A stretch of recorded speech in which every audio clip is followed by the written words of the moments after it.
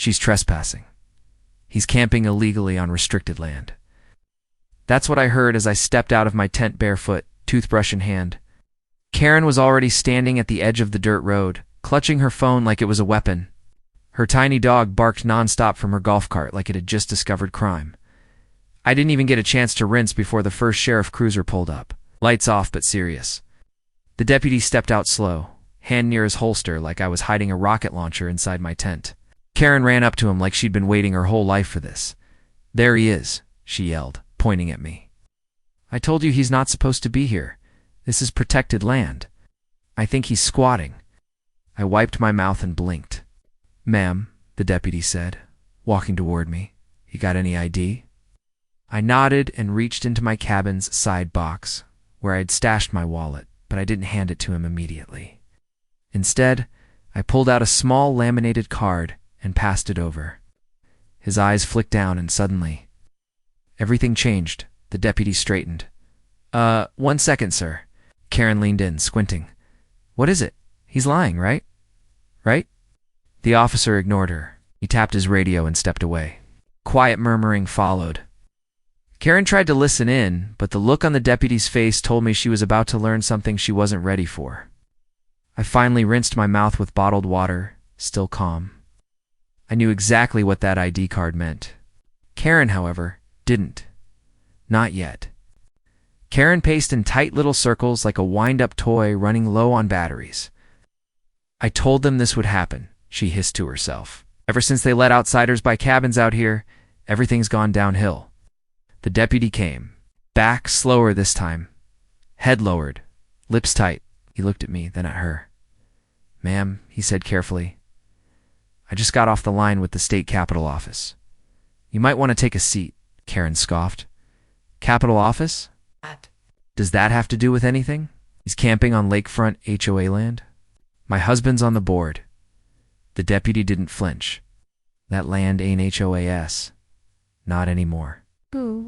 It was reclassified under executive oversight 2 months ago." Karen blinked. "Executive? What?" He turned to me. "Sir, you said you had clearance to be here? Can you confirm the name on the lease?" I gave him the name.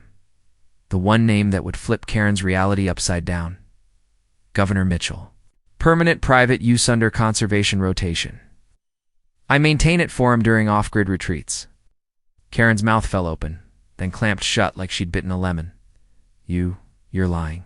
But that's not possible. The governor wouldn't. "Just give some random guy. I'm not random," I cut in. "I'm his nephew." You could feel the silence stretch like elastic dot. Karen didn't move, didn't speak, just stood there, holding her yapping dog like it was the only thing keeping her grounded. Almost felt bad. Almost. Karen finally found her voice, but it cracked. "Nephew. No, you don't look like the governor's nephew." I laughed under my breath. Didn't realize there was a dress code for blood relatives. She turned to the deputy again, panicked. "Now, this has to be a mistake. This land is in our HOA jurisdiction. It's been that way for years. I have the bylaws in my cart." The deputy was done being polite. "Man, those bylaws are outdated. This parcel was transferred out of HOA control through a state-level executive order. It's public record." She froze, her fingers twitching around her phone. But I posted the violation notice myself." I raised an eyebrow. "The fake one taped to my tent flap." Her face flushed bright red. "It wasn't fake. I've got it on video." I said calmly, "You crossing the property line, removing my state permit from the post, and replacing it with your notice of immediate eviction? You even signed it with the wrong HOA stamp." That shut her up. The deputy looked at me, then back at her. "Wait, do you have that footage?" I nodded and pulled out my phone, tapping to play. There she was in full high definition. Karen on my trail camera. Waddling across the boundary line with a clipboard and some duct tape, whispering to herself. "He's gonna learn today." The officer barely made it halfway through before sighing. "Ma'am, that's criminal impersonation of a housing authority. That's a felony in this county," Karen gasped, clutching her dog like it might turn into a lawyer. "You're arresting me. I'm the one who called you." "Yep," he said, pulling out cuffs. "And you just called us straight into a crime scene." No, no, this is insane, Karen shrieked, backing away like the ground itself had betrayed her. You can't arrest me. I'm the HOA president. The deputy stayed calm. You were.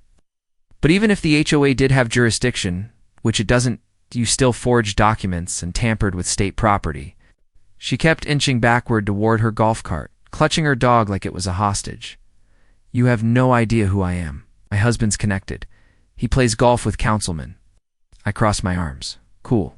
I fish with the governor. Want his number? She spun around and made a break for her cart, but the second deputy had pulled in moments ago and quietly stepped behind her. Karen ran right into him like a cartoon character hitting a wall.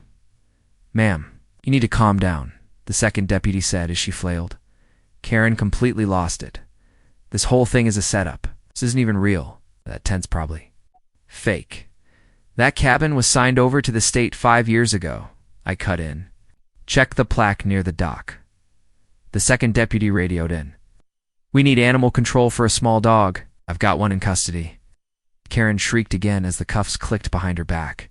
I'm calling the news. I'll ruin all of you. I have followers. I have influence. You're trespassing on restricted land, impersonating an official, and destroying posted state signage. The first deputy said, walking her toward the cruiser. You'll have plenty of time to tell your story, to the judge.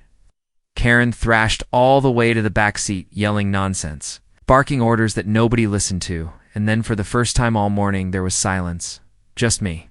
The trees, the lake breeze, and a faint echo of a golf cart door slamming shut. I took a deep breath. Coffee never tasted this good.